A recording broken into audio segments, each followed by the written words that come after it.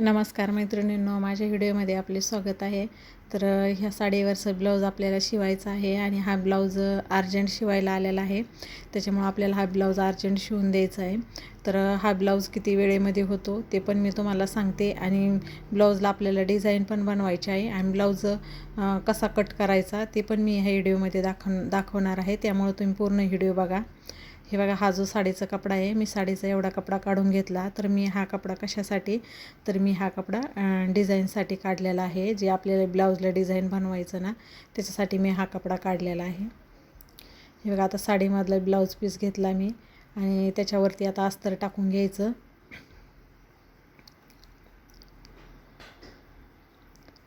आणि हे जेव्हा आपण मी जेव्हा अशी पेपर कटिंग करते ना, तर त्याची अशी पेपर कटिंग मी नावं टाकून ठेवते. म्हणजे जे ब्लाऊज आपल्याकडे शिवायला जर आलं ना, शिवायला आल्यानंतर आपल्याला प्रॉब्लेम येत नाही, म्हणजे वेळ लागत नाही आहे जास्त. नाहीतर आता बघा, हा ब्लाऊज मला अर्जंट द्यायचा होता आणि आता ह्या ब्लाऊजसाठी मला काय करावं लागलं असतं, पेपर कटिंग अगोदर करावं लागली असती आणि नंतर हा ब्लाऊज मला कट करता आला असता.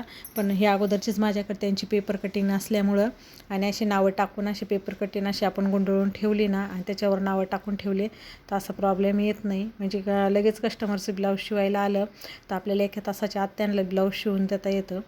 त्याच्यामुळे मी बरेचसे कस्टमरचे म्हणजे मी अशी पेपर कटिंग जी आहे ती पेपर कटिंग मी तशीच ठेवते, फेकून देत नाही. कारण कधीतरी तो ब्लाऊज परत आपल्याकडे शिवायला येतातच. तर तेव्हा मग हीच पेपर कटिंग ठेवून ती ब्लाऊज शिवला जातो. हे बघा, आता त्या पेपर कटिंगवरूनच मी मापं घेऊ लागले. आणि लगेच आपण असे लय दिवसाचे पण नाही ठेवायचे. एखादं वर्ष जर पेपर कटिंगला झालं तर कस्टमरचं माप चेंज होतंच.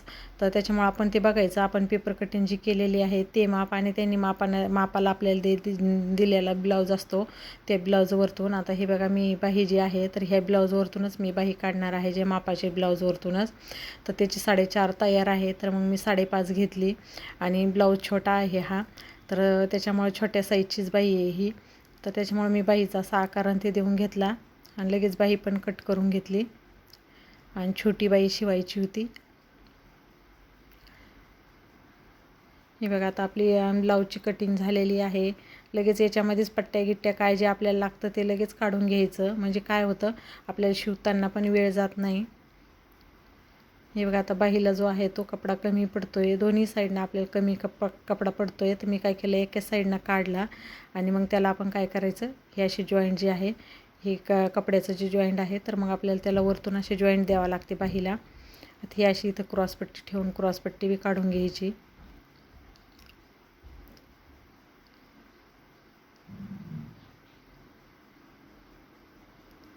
म्हणजे आपल्याला गळ्याला क्रॉसपट्ट्या लागतात ना, तर मग त्या पट्ट्या पण लगेच काढून घ्यायच्या. म्हणजे पूर्ण ब्लाऊजच आपला कटिंग करून होऊन जातो.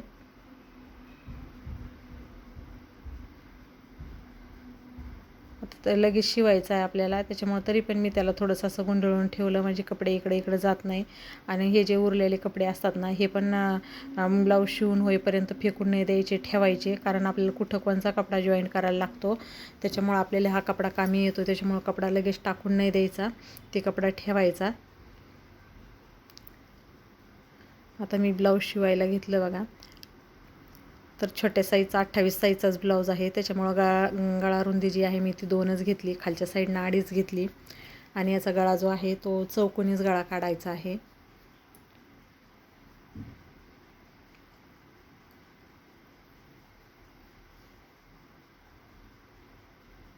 ह्या असा गळा कट करून घ्यायचा. आता हाच उरलेला कपडा जो आहे गळ्याच्या तिथालचा निघलेला, तो कपडा आपल्याला आयपट्टीला कामं येतो.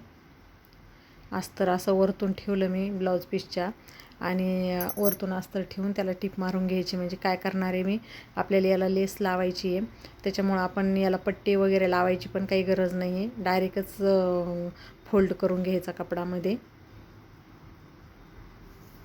लेसची अशी लेस लावून जर डिझाईन बनायची जर असली तर पट्टी वगैरे, त्याला आतून पट्टी वगैरे किंवा पायपिंग करण्याची काही गरज नसते.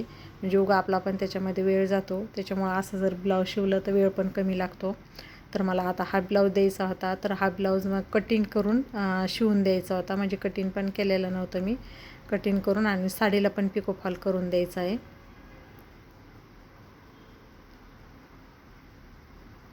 त्यांनी वेळेवरती आणून दिलं होतं. 2 दिवस अगोदर आणून दिलं, पण मीच गावी गेल्यामुळं माझ्या लक्षात नाही राहिलं की त्यांचं ब्लाऊज आपल्याला द्यायचं आहे. जेव्हा त्यांचा फोन आला की मी ब्लाऊज घ्यायला येते आज म्हणून, तर मग माझ्या लक्षात आलं की अरे आपण त्यांची ब्लाऊजला तर काहीच केलेलं नाही आहे.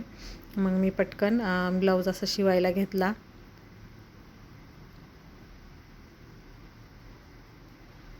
तेवढ्या वेळेमध्ये होतो. आपल्याला पण माहिती असतं की वेळ काही लागत नाही आहे, म्हणून मी त्यांना सांगितलं की 1.5 तासानंतर या, म्हणजे 1.5 तासामध्ये माझं पूर्ण हा ब्लाऊज शिवून होऊन जातो.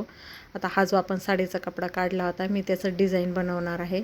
तर त्याचं मी हे बघा असं ऐनमध्ये असे चुन्या चुन्या टाकून डिझाईन बनवणार आहे. सिम्पलच डिझाईन बनवायचं, म्हणजे साडी पण एवढी काही हेवी नाही आहे, तर मग त्याच्यामुळं डिझाईन पण सिम्पलच बनवणार आहे.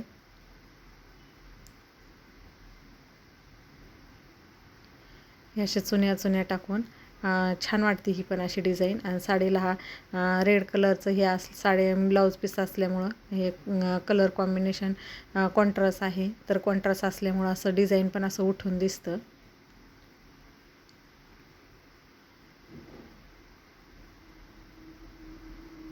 आपलं जेवढं डिझाईनला लागतं मी तेवढ्या याला बरोबर चुन्या टाकून घेतल्या.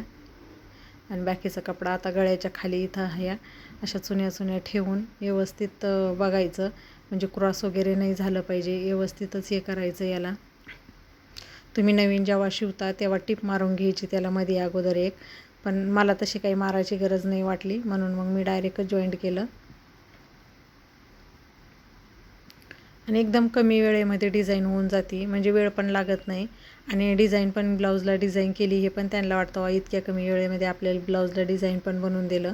आणि डिझाईन पण सोपं आहे. हे जे साईडला थोडे धागे वगैरे आहे ते कट करून घ्यायचे, म्हणजे एकदम व्यवस्थित फिनिशिंगमध्ये येतं.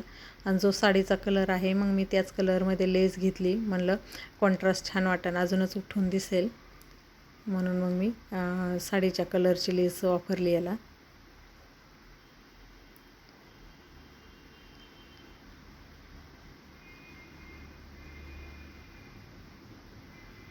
म्हणजे वेळ पण जास्त लागला नाही आणि डिझाईन पण छान झालं. तुम्ही डेली यूजच्या याच्या साडीवरती पण असं डिझाईन बनवू शकता.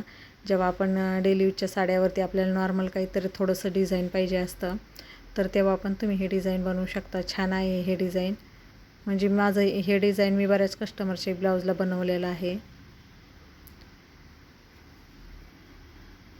डिझाईन पण छान दिसतं आणि आपल्याला पण डिझाईन करायला म्हणजे लई काही असं अवघड पण काही डिझाईन नाही, सोपं डिझाईन आहे हे. लगेच पाठीवरचे टक्स पण मारून घ्यायचे.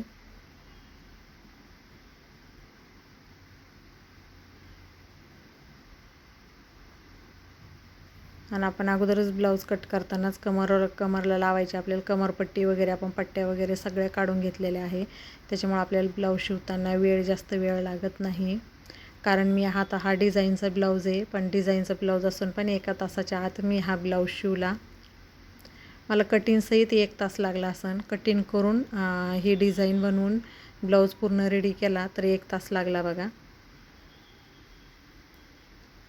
आपली शिवण्याची प्रॅक्टिस असल्यामुळे आपल्याला हे होतं, पण जे नवीन शिकतात तर त्यांना 1-1.5 तास लागू शकतो.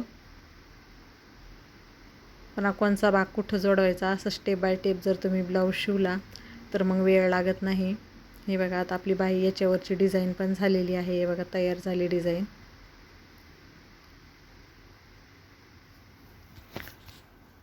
तर तुम्हाला माझा आजचा व्हिडिओ कसा वाटला?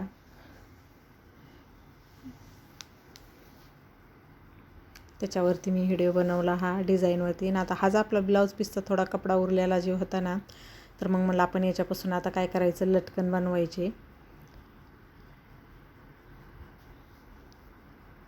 तो साडीमधलाच आपण काढलेला थोडासा कपडा होता. आणि ही जी लटकनची जी दोरी आहे, तर ही नॉट जी आहे तर ही आपल्याला बाजारात मिळते, लेससारखीच नॉट आहे ही रेडीमेड.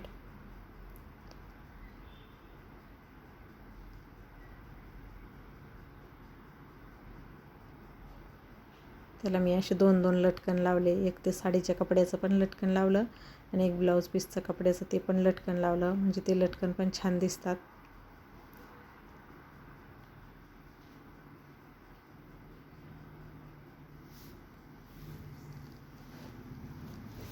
आणि लटकन ते लावल्यामुळं काय होतं, अजूनच ब्लाऊजला गेटअप येतं अशी दोरी वगैरे बांधल्यानंतर.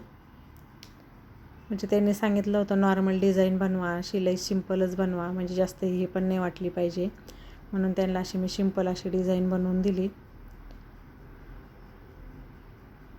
आणि असे त्याला मी लटकन बनवले. आता हे लटकन असे लटकन त्याला जॉईंट करून घ्यायचे. तर तुम्हाला माझा आजचा व्हिडिओ कसा वाटला ते मला कमेंटद्वारे कळवा. आणि जे काही मी तुम्हाला शिकवते सांगते ते तुम्हाला समजतं का ते पण तुम्ही मला कमेंटद्वारे कळवा. आणि माझे व्हिडिओ जर तुम्हाला आवडत असेल तर माझ्या व्हिडिओला लाईक करा. आणि माझ्या चॅनलवर जर का तुम्ही नवीन असाल तर माझ्या चॅनलला सबस्क्राईब करा. आणि माझा पूर्ण व्हिडिओ बघितल्याबद्दल धन्यवाद.